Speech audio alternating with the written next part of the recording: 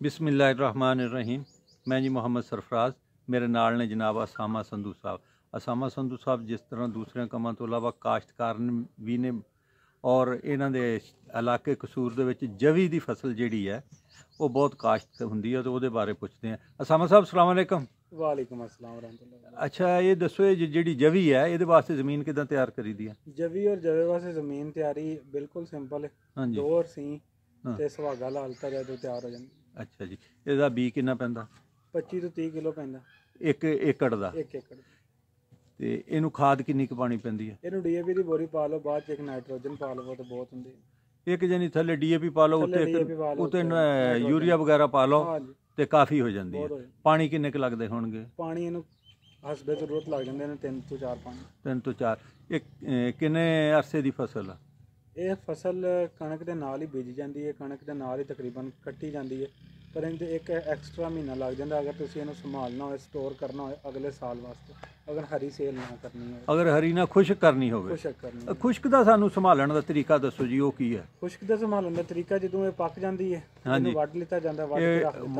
ਵੱਢ ਹੱਥ ਨਾਲ ਹੀ ਹੁੰਦੀ ਜਾਂ ਮਸ਼ੀਨਾਂ? ਵਾਢੇ ਲਾ ਕੇ ਤੁਸੀਂ ਹੱਥ ਨਾਲ ਦਾਤਰੀ ਨਾਲ ਵੜਾਉਂਦੇ ਹੋ। ਤੇ ਕਣਕ ਦੇ ਤਾਂ ਅਸੀਂ ਦਿੰਨੇ ਆ ਮਣਾ ਚ ਹਿਸਾਬ, ਤੇ ਇਹਦੀ ਵਾਢੀ ਕਿਸ ਤਰ੍ਹਾਂ ਦੇਈਦੀ ਹੈ? ਇਹਦੀ ਵੀ ਤਕਰੀਬਨ ਉਹੀ ਰੇਟ ਚੱਲਦਾ ਜੋ ਕਣਕ ਦਾ ਰੇਟ ਉਹੀ ਇਹਦਾ। ਅੱਛਾ, ਉਹ ਤੋਂ ਬਾਅਦ ਇਹਦਾ ਕੱਟ ਕੇ ਤੁਹਾਨੂੰ ਦੇ ਦਿੰਦੇ ਨੇ। ਬੰਨਣ ਦਾ ਰੇਟ ਲੈਦਾ ਹੁੰਦਾ, ਬੰਨ ਭਾਵੇਂ ਆਪੇ ਲਵੋ ਤੇ ਭਾਵੇਂ ਬਣਵਾ ਲਓ। ਅੱਛਾ ਜੀ।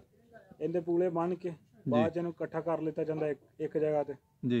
ਇਹਦੀ ਦਨ ਲਾ ਲਿੱਤੀ ਜਾਂਦੀ ਹੈ। ਅੱਛਾ ਜੀ, ਦਨ ਕੀ ਹੁੰਦੀ ਹੈ? ਮਤਲਬ ਇੱਕ ਢੇਰ ਲਾ ਲਿੱਤਾ ਜਾਂਦਾ, ਇੱਕ ਟੈਕਨੀਕਲ ਤਰੀਕੇ ਨਾਲ ਦਨ ਲਾ ਲਿੱਤੀ ਜਾਂਦੀ, ਲੇਅਰ ਬਾਏ ਲੇਅਰ ਜੋੜ ਦਿੱਤਾ ਜਾਂਦਾ, ਉੱਤੋਂ ਉਹਨੂੰ ਲਿੰਬ ਦਿੱਤਾ ਜਾਂਦਾ। ਅੱਛਾ ਜੀ। ਜਿਵੇਂ ਕਿ ਇੱਧਰ ਨਾਰਥਰਨ ਏਰੀਆਜ਼ ਵੱਲ ਚਲੇ ਜਾਓ ਤਾਂ ਘਰ ਉੱਤੋਂ ਵੀ ਦੀ ਸ਼ੇਪ 'ਚ ਹੁੰਦੇ ਨੇ। ਹਾਂਜੀ। ਤੇ ਥੱਲੇ ਸਟ੍ਰੇਟ ਹੁੰਦੇ ਨੇ। ਹਾਂਜੀ।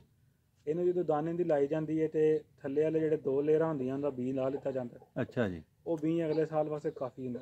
ਅੱਛਾ ਜੀ। ਕਿਉਂਕਿ ਸਭ ਤੋਂ ਥੱਲੇ ਵਾਲੀ ਲੇਅਰ ਖਰਾਬ ਹੋ ਜਾਂਦੀ, ਗਲ ਜਾਂਦੀ। ਅੱਛਾ ਜੀ। ਉਹਦੇ ਉੱਤੇ ਇਹਦੀਆਂ ਲੇਅਰਾਂ ਬਚ ਜਾਂਦੀਆਂ ਨੇ। ਸੀਡ ਦੇ ਨਾਲ ਇਹਦਾ ਹੋਰ ਰੇਟ ਹੁੰਦਾ, ਸੀਡ ਤੋਂ ਬਗੈਰ ਦਾ ਹੋਰ ਰੇਟ ਹੁੰਦਾ। ਅਗਰ ਸੀਡ ਸਣੀ ਸੰਭਾਲੀ ਜਾਵੇ ਤਾਂ ਜ਼ਿਆਦਾ ਰੇਟ ਲੱਭਦਾ? ਹਾਂਜੀ, ਸੀਡ ਸਣੀ। ਅਗਰ ਸੀਡ ਲਾਤਾ ਜਾਵੇ ਤੇ ਫਿਰ ਉਹ ਤੇ ਤੂੜੀ ਰਹਿ ਜਾਂਦੀ ਪਿੱਛੇ, ਉਹਦਾ ਘੱਟ ਹੁੰਦਾ। ਅੱਛਾ ਜੀ। ਤੇ ਉਹ ਫਿਰ ਕਿੰਨਾ ਅਰਸਾ ਪਈ ਰਹਿੰਦੀ ਜਿਹੜੀ ਸੰਭਾਲੀ ਰੱਖੀ ਦੀ ਆ?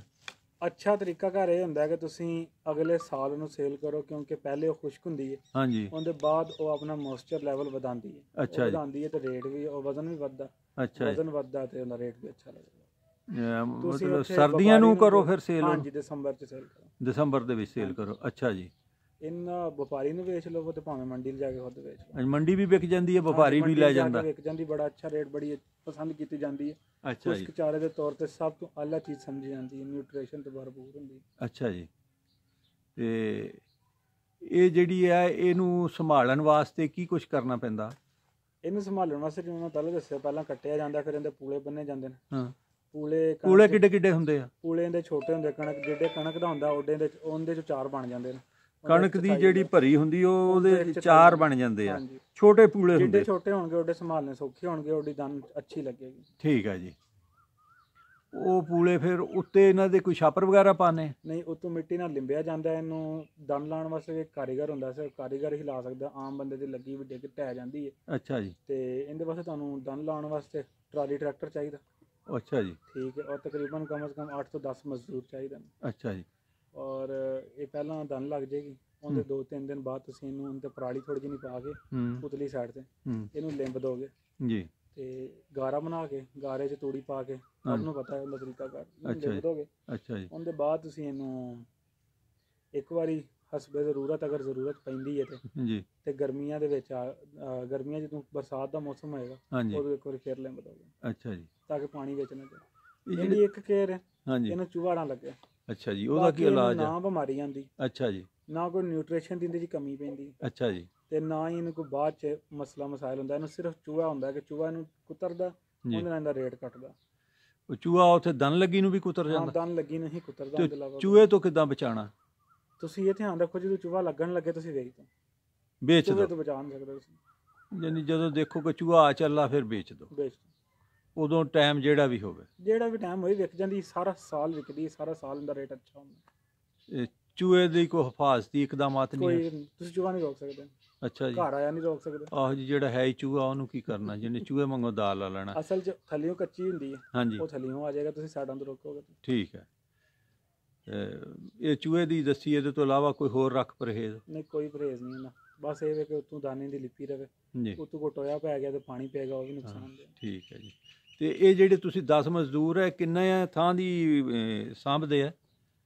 10 ਮਜ਼ਦੂਰ ਤੁਹਾਡੇ ਲੱਗਦੇ ਨੇ ਦਨ ਲਾਉਣ ਵਾਸਤੇ। ਡੇਲੀ ਦੇ ਤੁਹਾਡੇ ਤਕਰੀਬਨ ਅਗਰ 10 ਏਕੜ ਦੀ ਦਾਨੇ ਤੇ 2 ਦਿਨ ਲੱਗ ਜਾਂਦੇ ਨੇ। 2 ਦਿਨ ਲੱਗ ਜਾਂਦੇ ਆ। ਇਹ ਡਿਪੈਂਡ ਕਰਦਾ ਕਿ ਤੁਸੀਂ ਆਲੇ ਦੁਆਲੇ ਤੁਹਾਡੀ ਪੈਲੀ ਕਿੱਥੇ ਕਿੱਥੇ ਹੈ, ਕਿੱਥੋਂ ਕਿੱਥੋਂ ਤੁਸੀਂ ਲਿਆ ਕੇ ਇਕੱਠੀ ਕਰਨੀ ਹੈ। ਠੀਕ ਹੈ, ਉਹ ਟਰਾਲੀ ਦੇ ਨਾਲ ਇਕੱਠੀ ਹਾਂ, ਕਰਨੀ? ਟਰਾਲੀ ਤੇ ਲੱਦ ਕੇ ਤੁਸੀਂ ਇਕੱਠੀ ਕਰਨੀ ਹੈ। ਠੀਕ ਹੈ ਜੀ। ਅਸਾਮਾ ਸਾਹਿਬ ਬਹੁਤ ਬਹੁਤ ਸ਼ੁਕਰੀਆ ਜੀ। ਅੱਲਾਹ ਤਾਲਾ ਤੁਹਾਨੂੰ ਸਲਾਮਤ ਰੱਖੇ, ਸ਼ਾਦ ਆਬਾਦ ਰੱਖੇ, ਹੱਸਦੇ ਰਹੋ ਤੇ ਵਸਦੇ ਰਹੋ। अस्सलाम वालेकुम। वालेकुम अस्सलाम।